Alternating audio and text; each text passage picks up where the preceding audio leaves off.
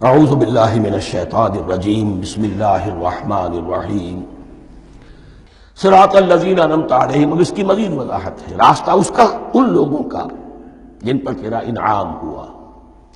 یہ کون لوگ ہیں؟ اس کی وضاحت آپ کو ملے گی سورہ نساء میں. من یطع اللہ والرسول فاولئک مع الذین انعم اللہ علیہم من النبیین والصدیقین والشہداء والصالحین. چار طبقات ہیں منعم علیہم جن پر اللہ کا انعام ہوا ہے. چوٹی پر انبیاء کرام، اس کے بعد صدیقین کرام، اس کے بعد شہداء عظام، اس کے بعد عام صالح مسلمان صالح ہو. یہ بیس لائن ہے. اس سے اوپر کا درجہ شہداء کا ہے، اس سے اوپر کا درجہ صدیقین کا ہے، اور پھر اس سے اوپر کا درجہ انبیاء کا ہے. انبیاء میں سے پھر وہ بھی ہوتے ہیں کہ جو اولو العزم میں من الرسل ہیں.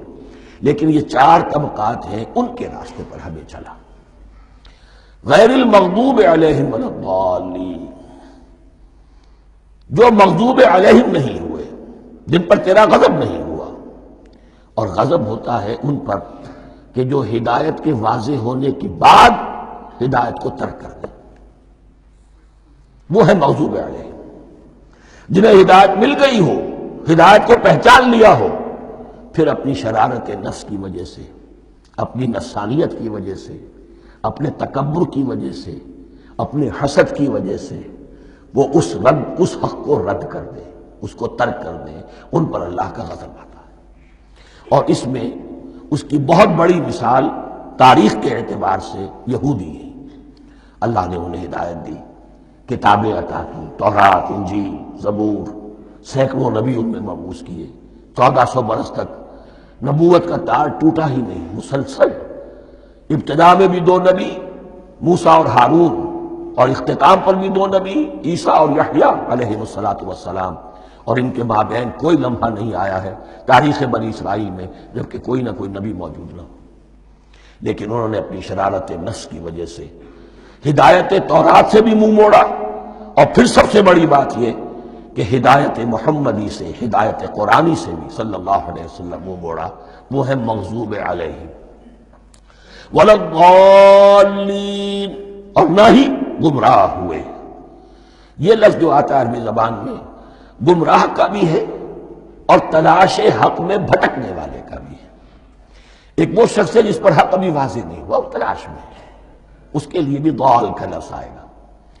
اسی طرح کوئی شخص کسی کے عشق اور محبت میں ایسا ہو جائے، دیوانہ ہو جائے، اس کو بھی ضال کہتے ہیں. یعنی اس کے اوپر جذبات کا اتنا غلبہ ہو گیا ہے کسی کی محبت اور عشق کی بنا پر. تو حضور کے لیے یہ لفظ آیا ہے وَوَجَدَكَ ضَالًّا فَهَدَىٰ. اور یہ تو سورۃ الضحیٰ ہے، اکثر بیشتر لوگوں کو یاد ہوگی. تو یہ جو ضال کا لفظ ہے، اس میں سمجھ لیجئے ضروری نہیں ہے کہ وہ گمراہ ہو، بلکہ وہ بھی کہ جو ابھی راہ ہدایت کی طلب میں، اس کے حصول کے لیے اس کی تلاش میں کوشاں ہیں. اور وہ بھی کہ جو کسی مغالطے کی وجہ سے حق سے منحرف ہو جائے. یہ بھی جان لیجئے کہ ایک ہے بدنیتی، تکبر، حسد، حق کو جان کر پہچان کر رد کر دینا یا چھوڑ دینا یا ترک کر دینا. ایک ہے کسی غلطی میں، کسی جذبات کے اندر آ کر، کسی غلو کے اندر مبتلا ہو کر اور حق سے منحرف ہو جانا. اس کی جو سب سے بڑی مثال ہے وہ نصارہ ہے، عیسائی ہے. حضرت مسیح کو انہوں نے مانا لیکن غلو کیا. یہ لفظ آئے گا آگے، لا تغلوا فی دینکم، اپنے دین میں غلو نہ کرو. جیسے ہمارے ہاں بھی بعض لوگ ہیں جو حضور صلی اللہ علیہ وسلم کی تعریف میں، حضور صلی اللہ علیہ وسلم کے ساتھ اپنی محبت کے اظہار میں غلو کر جاتے ہیں. یہ انتہا درجے کو ہو گیا تھا حضرت مسیح علیہ السلام کے ماننے والوں میں، اور اس کی بنا پر انہوں نے تثلیث کا عقیدہ ایجاد کر لیا اور حضرت مسیح علیہ السلام کو اللہ کا بیٹا بنا دیا. تو اس کی سب سے بڑی مثال ضالین کی اس اعتبار سے کہ ہدایت پانے کے بعد کسی بدنیتی سے نہیں بلکہ کسی اچھے جذبے میں غلو کی وجہ سے. رسول سے محبت کرنا تو اچھا جذبہ ہے، لیکن یہ محبت بھی ایک حد میں رہنی چاہیے. غلو کرے گی تو ظاہر بات ہے کہ اس کے بعد وہ گمراہی کی طرف لے جائے گی. یہ ہے اس سورہ مبارکہ کا ترجمہ. اور اس کے بعد آخر میں آمین کہنا، یہ مسنون بھی ہے، کہنا چاہیے. البتہ اختلاف یہاں بھی صرف اتنا ہے کہ نماز میں جب آپ امام کے ساتھ ہیں، وہ اگر جہری قرات کر رہا ہے تو آیا اس کے بعد آپ کو بھی بالجہر کہنا ہے آمین یا نہیں کہنا؟ یہ اختلاف ہے، ان میں کوئی فرق واقع نہیں ہوتا، یہ چیز متفق علیہ کہ کہنا ہے آمین۔ بلکہ یہ آمین تو یہودیوں میں ہے، یہ آمین جو ہے یہ عیسائیوں میں بھی ہے، ان کی بھی جو پریئر لارڈس پریئر ہے اس کے بعد آمین، وہ آمین کہتے ہیں، وہ فرق، وہ لفظ ایک ہی ہے۔ اس لیے کہ عبرانی زبان اور عربی زبان، یا تو ہم یہ کہہ سکتے ہیں کہ دونوں بہنیں ہیں، کوئی ایک مشترک زبان تھی ان کی ماں جس کی یہ دو بیٹیاں ہیں، اور یا یہ کہنا پڑے گا کہ عربی زبان کی ماں جو ہے وہ عبرانی زبان ہے۔ بہرحال بڑا قریبی رشتہ عربی کا اور عبرانی کا ہے، اس اعتبار سے وہ آمین۔